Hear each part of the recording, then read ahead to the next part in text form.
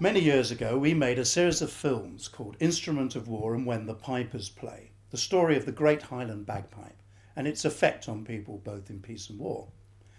We accumulated over 150 hours of interviews, many of which are now in the National Archive.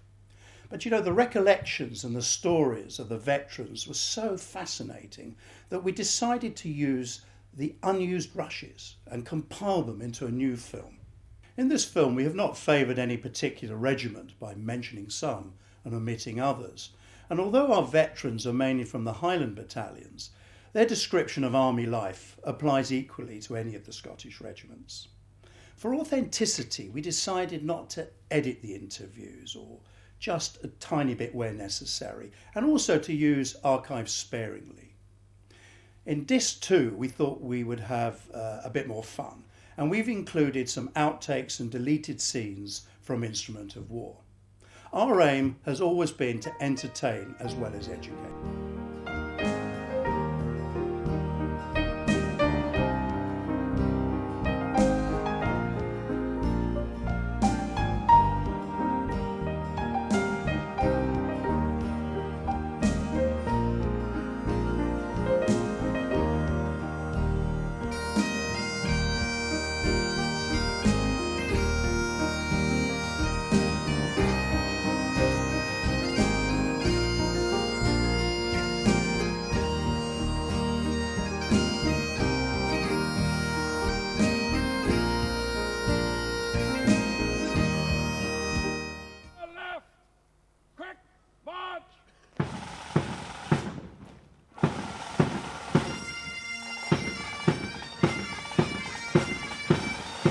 The regimental system is peculiar to the British Army, but nowhere has it a firmer base than among the people and clans of Scotland.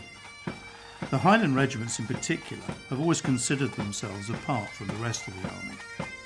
To those who have never had personal experience of it, this regimental pride, loyalty, spirit is sometimes difficult to understand. In 2006, when the last 6 remaining Scottish regiments were merged into one, 300 years of British Army history died at a stroke.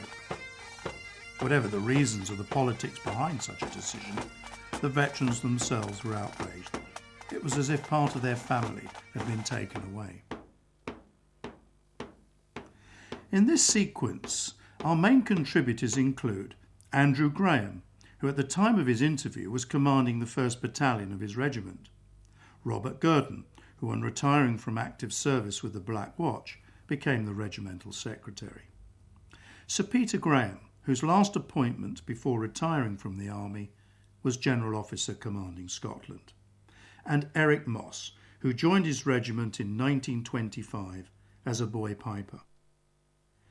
The interviews you're about to see were filmed before the final merger of the Scottish regiments was announced. The recollections are an insight of an era now truly gone forever. If you ask my opinion as to what distinguishes a Scottish soldier from his counterpart anywhere else in the world, first of all, he's a Scotsman. He's proud of it, he's a jock, and intensely proud of that fact. Secondly, he's tribal by nature. He's proud of his clan, of his town, of his county, of his region, and of his country, of course. And that's manifest in terms of being intensely proud of his football club or whatever it may be, but also of his regiment. And for many jocks, they transfer that tribal loyalty to the regiment. Finally, he's aggressive, and if you harness that aggression, and if it's properly led, channeled, planned for and controlled, it makes him among the finest fighting men in the world. We started to raise Highland regiments during the wars with the French in Canada, and then between 1757 and 1800 there was something like 26 Highland regiments raised. The Black Watch started in about 1725. The king decided that the Highlands needed policing because the Jacobite rebellion was around the corner, and he thought the best way to police the Highlands was with Highlanders. So he ordered 6 companies to be raised for the policing of the Highlands. And they were raised by the local landowners, the Campbells, the Frasers, the Munros, those sort of people, and Grants. And they kept the peace in the Highlands. And about 10 years later, 1739, the king then decided that he wanted to embody all these companies into one regiment. And so the Black Watch was formed as a regiment and came together on the banks of the Tay at Aberfeldy, and that is the origins of the regiment. Now, watch, obviously they were watching the Highlands, and that's where the name Watch came from, and the black comes from the colour of their tartan, whereas all the English soldiers wore scarlet. The Highlanders wore a dark tartan, hence black, and that's how the Black Watch got its name. The regiment was raised in 1794. The Duke of Gordon had said that he would raise a regiment of infantry to fight in the Napoleonic Wars. He had actually great difficulty in raising the regiment. I mean, one has to remember that 1745 was not all that long ago, and people weren't necessarily that keen to enlist to fight for a king whom some of them obviously had views about. And in our case, the story goes, and it is, I think, quite accurate, that his wife, Jean, who was a very beautiful woman and a very attractive lady, and her 3 beautiful daughters went round the fairs and small towns of the north and northeast of Scotland. And she offered not just the first day's pay, which was the normal thing for a recruiting sergeant to offer, the shilling, but actually a kiss as well. And it is said that the Duchess raised the regiment in very short time. And certainly I think that probably is true, because it was embodied first at Aberdeen on the 24th of June 1794, and it paraded there a day later, 1,100 men. The Highland regiments are tribal, to put it crudely. And it's the history that makes them tribal, because we're a family. And I think you're interested in your family, and we are interested in our family. I mean, every soldier has an interest in his family, which in this case is the Black Watch. And we try and get them to understand what their forebears did and sacrificed for them to make the regiment what it is today. I happen to believe that one of the prime pillars of the regimental spirit is a common background, a common origin, a feeling of fighting amongst friends. The same street, the same county, the same part of, the same region, if you like, the same part, and ultimately for the same country. And that is what distinguishes it. And then there are the other things. I mean, the tartan, it's a totem, it's a talisman, but it's a very important totem and talisman. The bagpipes are an important totem and talisman. They are something that we have and others seek to imitate, but we, the Scots, have them and others don't.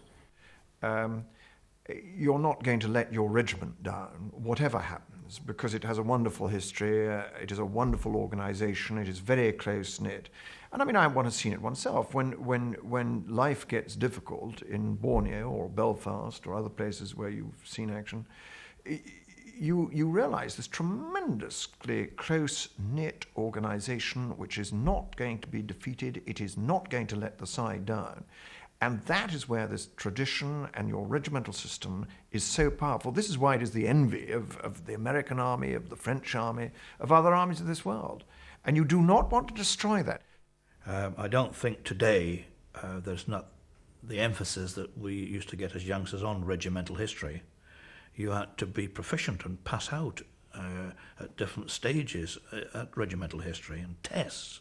I don't think they've got time to do that now, with the fast movement of producing recruits. But the depot, when I was there, they did in the syllabus have regimental history, and they would get a cup for it, the best, recruit for regimental history. For me, myself, it is a family regiment. My grandfather, my great-uncle, a number of my cousins have all been in the regiment. My grandfather won a Victoria Cross in the First World War, attached to the Machine Gun Corps, but he was an Argyll through and through, and after the war and after that action he went back to the Argylls. He then left and then rejoined in the Second World War. So for me it is a family tradition, if you like. I never thought of doing anything else. My great-uncle once said to me when I was about 4, when you're an Argyll, not if you're an Argyll, when you're an Argyll, it's not the officers that matter so much, but it's the jocks. The beginning of your interview, how strongly I felt about joining the Gordon Highlanders. And you have grown up in that. And as you have grown, so your feeling about the regiment has developed. And I think that applies, frankly, to most people who join a regiment. They start off with a certain level of feeling. By the time they've been in a number of years, that feeling has become intense, that as far as they're concerned, the army is the Gordon Highlanders or the Black Watch or the Queensland Highlanders or whatever, and that's it. And so they feel very strongly. And then somebody says, right, you're going to be amalgamated. Obviously, morale does suffer. People feel enormously sad, enormously upset. They see tradition being removed. And tradition and heritage matters a great deal to us as a race. And again, you come back to this business of morale.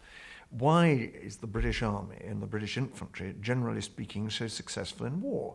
Because it has this enormous pride in itself and determination in itself to uphold a tradition and a reputation that comes from your regimental tradition. A lot of people say to hell with traditions and to hell with customs and let's have a corps of infantry. We're heading that way dangerously fast. You will destroy the infantry if you do it. I have no argument about that. You can't have, the 1st Regiment, 2nd Regiment, 3rd Regiment, 4th Regiment. It doesn't work. The regiment that comes from Perth, Angus and Fife is the Black Watch. And it wouldn't function if it wasn't for the family business. We have to do a lot of dirty work. We get all the dirty jobs to do. And it's only the cohesion that makes sure that we can do them well together. If you were muddling up Fife men with Yorkshiremen, with Geordies, with Cockneys, it just wouldn't work. And so I think history is as important as it ever was.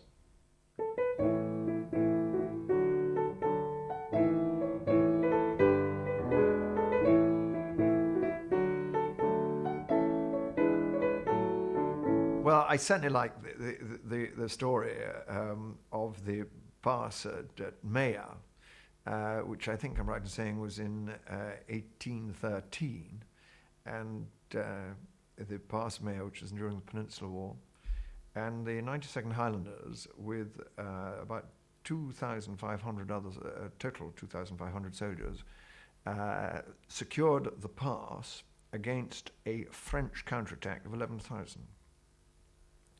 And Cameron of Fassifern, who was commanding the 92nd, was commanding the 2,500 soldiers in all. And the 92nd were quite determined to make a huge counterattack, and they were defending at that particular moment. The pipe major, Cameron, began to blow up his pipes, and everybody started to rise and to get going. And the commanding officer told him to shut up and desist. And another ghastly moment came, and again Cameron thought this was time for the counterattack, so he struck up with his pipers, and again the commanding officer told him to desist, upon which he said, "And if you do not let me play, every man in France will be here." However, ultimately he was allowed to play, and the history says that the whole feeling rose and the regiments charged into the French with great success. 350 were lost that day, killed and wounded in the 92nd Highlanders. You will remember that a few days before Waterloo, there was a ball. The Duchess of Richmond, who was one of those beautiful daughters of the Duke of Gordon, who had married the Duke of Richmond, held a ball. And it was during that ball, she asked for soldiers of the 92nd to give a demonstration of reels. And this little party came in and demonstrated their reels and their Highland dancing. And of course, that night, Wellington was told of the advance of Napoleon and decided that he would have to advance and hold the crossroads at Quatre Bras. And the next morning, early the next morning, all the regiments under his command started moving towards Quatre Bras. And amongst the first there were the 92nd Highlanders, who held actually the eastern part of the crossroads at Quatre Bras, and were under heavy attack for most of the day. And indeed, we lost a very large number of soldiers at Quatre Bras, including the commanding officer, Cameron of Fassifern, whom we've mentioned earlier, who was such a wonderful commanding officer, I think very strict, but a wonderful commanding officer, who'd commanded the regiment all the way through the Peninsular War, and he was killed, actually, that late evening. The regiment, with the rest of the army, then withdrew to the Waterloo position. And we were in Pack's brigade, and the first really strong French attack really descended on that part of the battlefield where Pack's brigade was. Now, in front of them was a Belgian brigade, and the Belgian brigade gave way. And we, of course, as a regiment, were very weak at this point, and we had lost this very large number of soldiers at Quatre Bras. And it was decided that the Gordons were told by Pack to get up and advance towards the French. And as they advanced towards the French and gave them a volley, so orders had been given for the Union Brigade, the Heavy Brigade, to charge. And the Greys, who were part of the Union Brigade, charged through the 92nd, and it is alleged that the 92nd grabbed the stirrup leathers of the troopers of the Greys, and the whole charged into the French. The Greys then charged on through and went right the way up to the French lines. I think I'm right in saying, and again some severe casualties. But the shock action stopped that particular attack by Napoleon's troops.